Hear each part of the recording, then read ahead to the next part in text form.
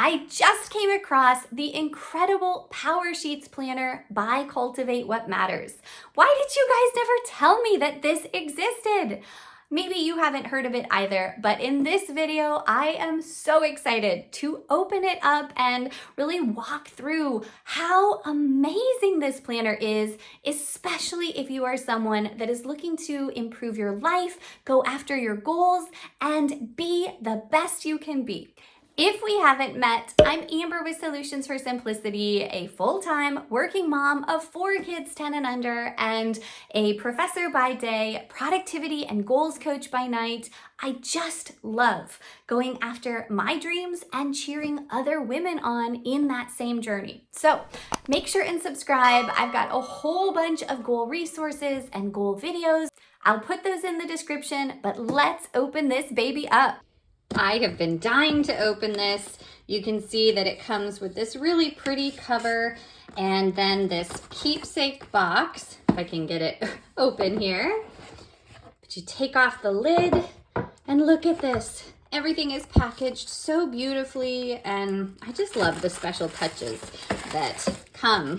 So I'm gonna unwrap this and we will get into it. Now there were several different color designs available, and I went with this really gorgeous light blue. You can see that it has the gold embossed logo here and then a really nice gold coil binding. The back has the Cultivate What Matters brand on it, and the feel is so amazing. This is actually a linen cover. It has also these gold foil corners to help protect it. And let's see what we got. So this looks like just a placeholder page. There is a really beautiful pocket here with a couple of things. Looks like a paper to write your word of the year, and that's awesome. I don't know if you already did word of the year, but mine for 2024 is light, because I just want everything in my life to not only be beautiful and bright, but feel easy and more effortless than it sure has in the past few years. We've had some hard ones. Look at this really pretty gold lined background. There is a list of holidays in various months, and then the year at a glance. So that'll be a handy reference. And all good planners come with stickers, don't they? I don't use stickers in my planning as much as many other people, but I'd like to do it more. And I think the pretty bright colors here are just gorgeous. And always that reminder to bloom where you are planted. First page is room to write your name, and then information about the company, how to use this planner. The whole purpose, right, is to make room for new growth in your life. And I just love that. I do. I want to cultivate more of what is good, more of my dreams, really see them bear fruit. And that's why I got this. A few pages up front to help you with your goal setting. You first start with a life assessment of where you are at, and look at this, what you are willing to sacrifice for.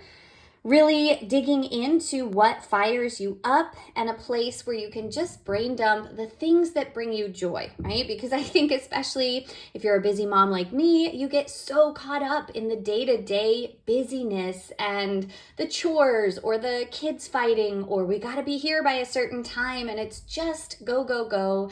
And then you have so little time and energy for yourself. It's really easy to forget about the simple things, and especially your own hobbies and passions and goals. This page is where you can use your past to help inform your future strategy. I love this, right? Good things, challenges, lessons, and gratitude. Gives you instructions on the left-hand side, and then a place to write those reflections in for yourself here on the right. An evaluation of where you are, I love this theme. You can tell they have put so much thought into every piece of this planner because the whole idea is that you are growing the garden of your life, right? So the key is to start with healthy soil. And I, for one, do not feel like I am starting in the best place for 2024, but I am sure determined to improve and to get there. And there's room to not only rate how you feel in this area right now, but then write out where you want to be and room to expand on anything else that's not already mentioned.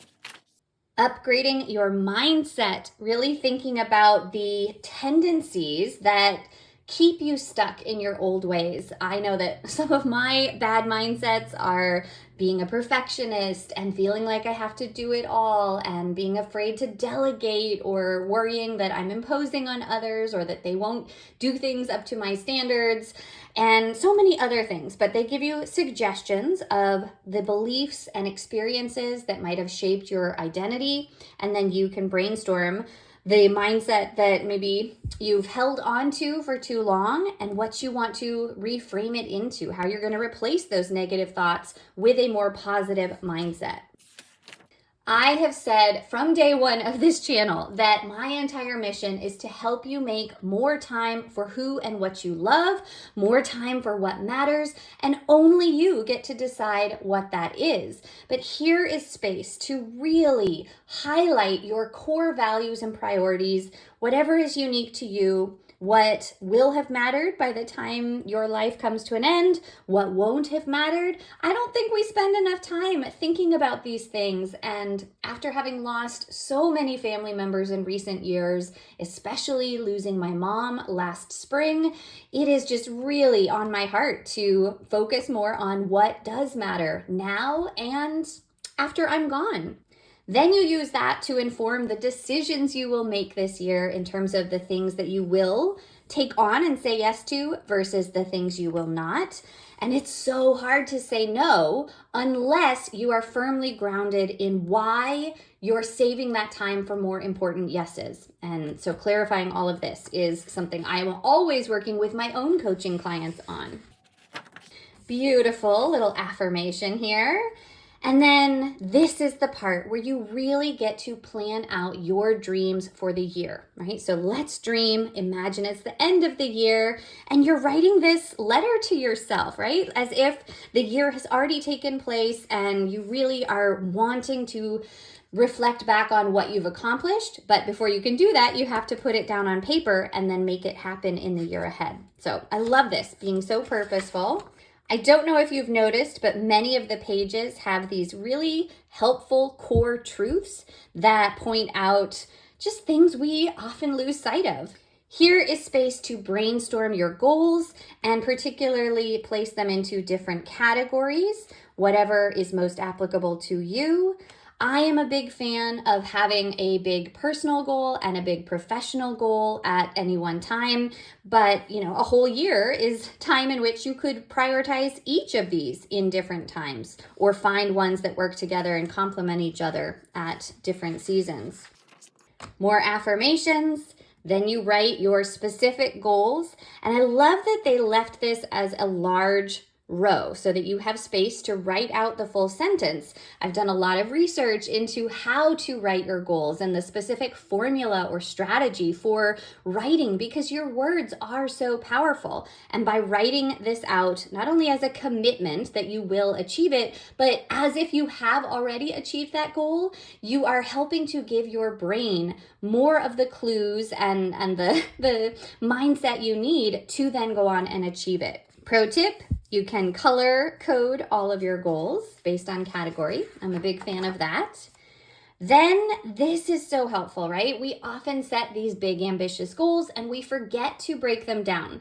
Now, I have done this quite a bit myself and I work with my Goal Slayer gals on it, but I'm very excited to see how they walk you through this process and just what they recommend. So we're always trying to break things down into specific actionable steps, focus on making consistent progress, make sure goals are aligned with what matters to you, Give yourself a due date, and this is something I have always emphasized. You have to plan in time to work on your goals, and then make sure that you can measure your progress and your success. I think these are some examples of the finish line goal you might have, and then the way that you could cultivate habits to go along with them. Then you get to the place where you actually flesh out your own goals. There are 8 pages of this full spread to make an action plan for up to 8 different goals, what it is that you're going to do over the year, why you're motivated to achieve it, the resources it's going to take, the category it fits into, and so much more. And then you can really further break it down into seasons, or I would say quarters, right? So that you are emphasizing one part of the journey in each specific part of the year. And then you can mark your progress down here at the bottom. So 8 pages just like that.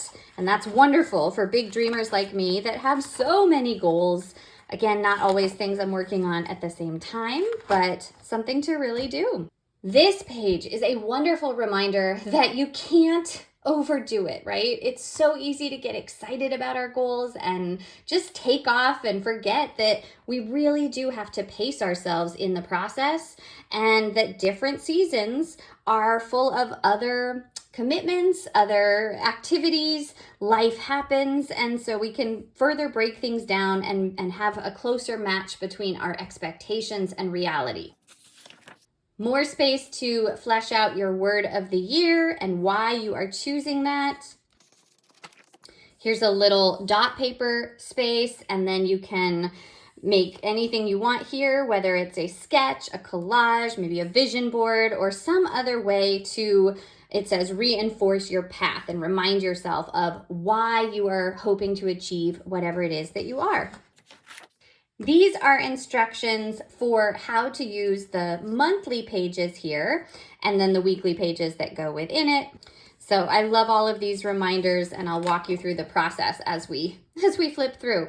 It encourages you to think intentionally about your morning, evening, and weekend routine. So important because, again, it's all of those rhythms that will help you stay strong and keep you going. Then we get to the first month. I love these beautiful colored tabs that make it so easy to flip to that particular month. And then you start with some affirmations and words of encouragement.